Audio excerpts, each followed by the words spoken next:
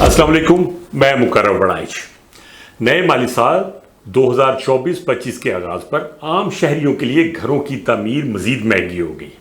हुकूमत ने 12% टैक्स नाफिज किया है और आम शहरियों को घरों की तामीर के लिए आमदनी का ज़रिया भी बताना होगा, जबकि सरकारी अफसरान को इस टैक्स और आमदनी का ज़रिया बताने से इस्तिस्ना हासिल है। ये आर्म्ड फोर्सेस के लिए भी है और सरकारी अफसरान के लिए भी। इसके साथ ही प्रॉपर्टी डीलर्स और हाउसिंग सोसाइटीज पर भी बड़े टैक्सेस का नफाज किया गया है, जिससे जायदाद के कारोबार में मजीद मुश्किलात पेश आएंगी।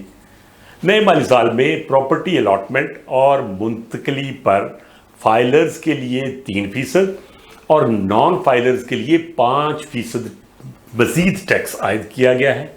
रहायशी और कमर्शियल इमारतों की तामीर और फरोख्त पर भी 12% टैक्स नाफिज हो गया है, जिससे तमीराती अखराजात में इजाफा हो गया है। ये है बजट, ये बजट की तफसीलात हैं।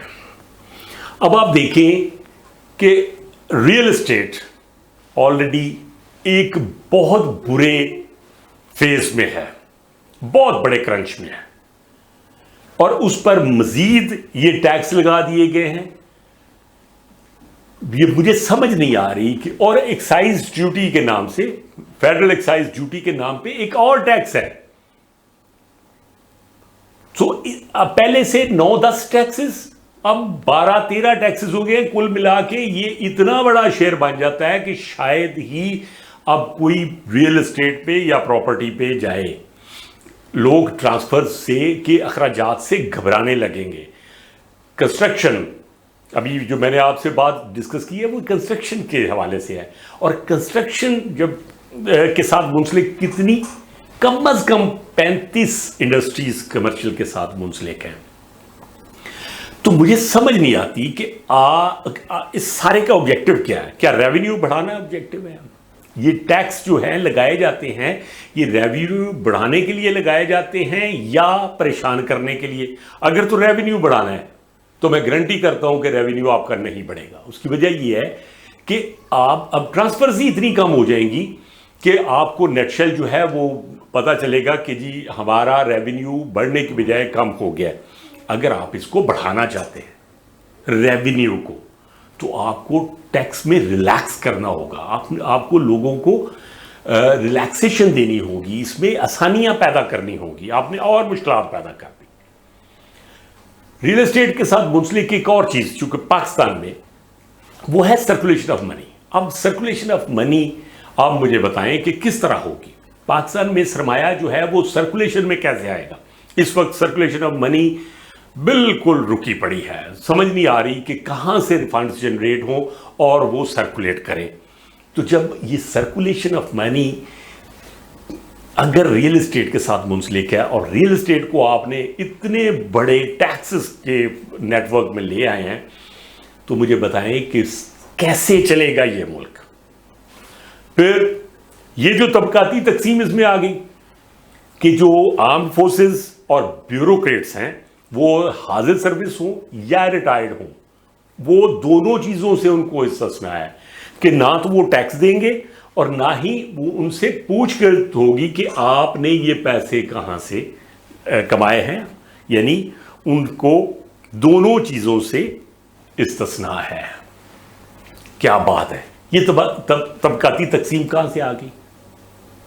ये कैसे हो सकता है? ये क्यों हो रहा है? मैं 1000 बार कह चुका कि अगर आपने ये रिलैक्सेशन किसी को देनी है तो वो ओवरसीज पाकिस्तानीज हैं, आप उनको रिलैक्सेशन दें ताकि बाहर से सरमाया पाकिस्तान में आए।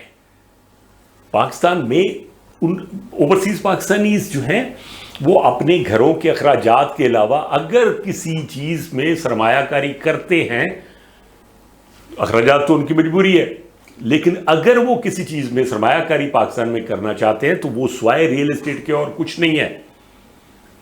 तो बजाय इसके कि आप उनको अट्रैक्ट करें, आप उनको प्रमोट करें कि वो पाकिस्तान में सरमाया भेजिए और फॉरेन रेमिटेंसेस हमारे बढ़े, आपने ये रिलैक्सेशन किनको दे दी? जो पाकिस्तान में मौजूद है। یہ حیران کن بات ہے.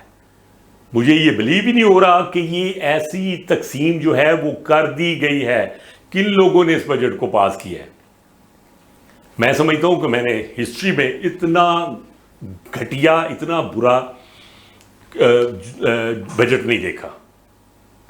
یہ سب سے حیران کن، اور ہمیں بس بتایا جا رہا ہے کہ جی یہ آئی ایم ایف کی وجہ سے ہو رہا ہے. اب آئی ایم ایف کو یہ استثناء نہیں نظر آ رہا. یہ جو طبقاتی تقسیم ہماری ہو گئی ہے، ان کو کیسے استثناء مل گیا؟ جو آلریڈی خوشحال ہے ان کی خیر ہے. میں بڑا حیران ہوں. اور پھر مزید یہ کہ اگر آپ انڈسٹری چلانا چاہتے ہیں، میں دوبارہ یہ بات، اگر آپ انڈسٹری چلانا چاہ رہے ہیں تو آپ کو ریئل اسٹیٹ کو پروموٹ کرنا ہوگا. اسی کی بیس پہ چلے گی انڈسٹری آپ کی. اس کے بغیر پاسبل ہی نہیں ہے. لیکن مجھے نہیں سمجھ آ رہی کہ یہ ریونیو میں اضافہ چاہ رہے ہیں، یہ انڈسٹری چلانا چاہ رہے ہیں، یہ اوورسیز پاکستانی کو ریمیٹنسز کو بڑھانا چاہ رہے ہیں، یا یہ ان چیزوں کو کم کرنا چاہ رہے ہیں. یہ کون لوگ ہیں جو یہ بجٹ بنا رہے ہیں؟ یہ جاہل ہیں، گونگے ہیں، بہرے ہیں، کیا ہے؟ اتنا سادہ سا فارمولا ہے کہ اگر آپ نے ٹیکسز ہیں آپ نے لگانے ہیں، ریٹیلرز میں لگائیں، ٹیکس ریٹ بڑھائیں. لیکن آپ نے کیا کرنا ہے؟ جو آلریڈی ٹیکس کے اندر ہے، جو اس نیٹ کے اندر ہے، انہی پہ فردر ٹیکس لگائے جا رہے ہیں. نئے لوگوں کو آپ اس میں شامل ہی نہیں کر رہے.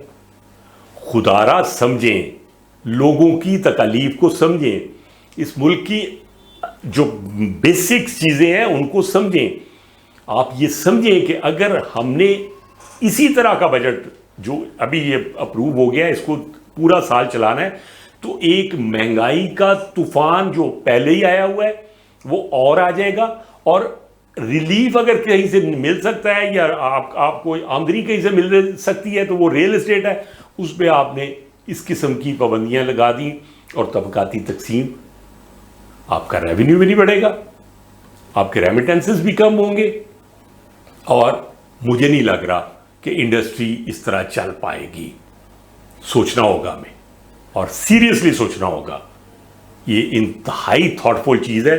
یہ آج سے عمل درآمد شروع ہو گیا ہے. یہ میں بتاؤں، امپلیمنٹیشن ہو گئی ان ساری چیزوں کی آج سے. اور اس کا پھر آپ حال دیکھیے کہ ہمارا کیا ہونے جا رہا ہے.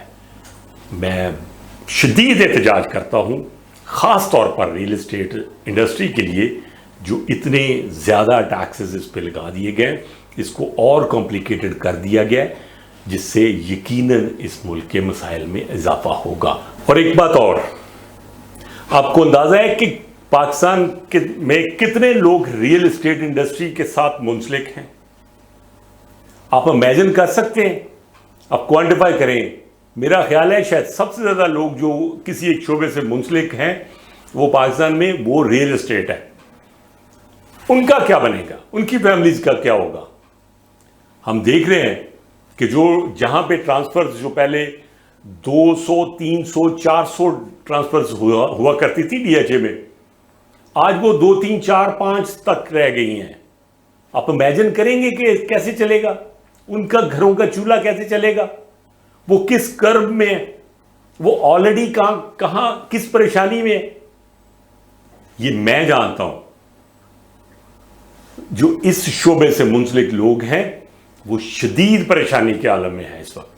ان کی فیملیز کا مستقبل کیا ہوگا، ان کا اپنا مستقبل کیا ہوگا، یہ کوئی نہیں دیکھ رہا. تو ہمیں یہ دیکھنا ہے، ہمیں سوچنا ہے. یہ بجٹ اگر عوام کے لیے نہیں تو کس کے لیے؟ تو کیا عوام کے لیے ہے؟ اتنے بڑے شعبے کو آپ نے اتنا ڈسکریج کر دیا، تباہ و برباد کر دیا آپ نے، اور کرنے جا رہے ہیں. خدا را دیکھیں، سمجھیں چیزوں کو. جو کرنے کے کام ہے وہ آپ کر نہیں رہے، اور لوگوں کے چولہے جو ہیں وہ بند کر رہے ہیں. ہمارا ناظرین، میرے اندر تکلیف تھی تو میں اتنا اونچا بول رہا ہوں اور اس طرح بول رہا ہوں. یہ تکلیف کی بات ہے کیونکہ مجھے نہیں سمجھ آتی کہ اس کو کرنے والے کون لوگ ہیں، یہ بنانے والے کون لوگ ہیں. ان کو اپنا قبلہ درست کرنا ہوگا.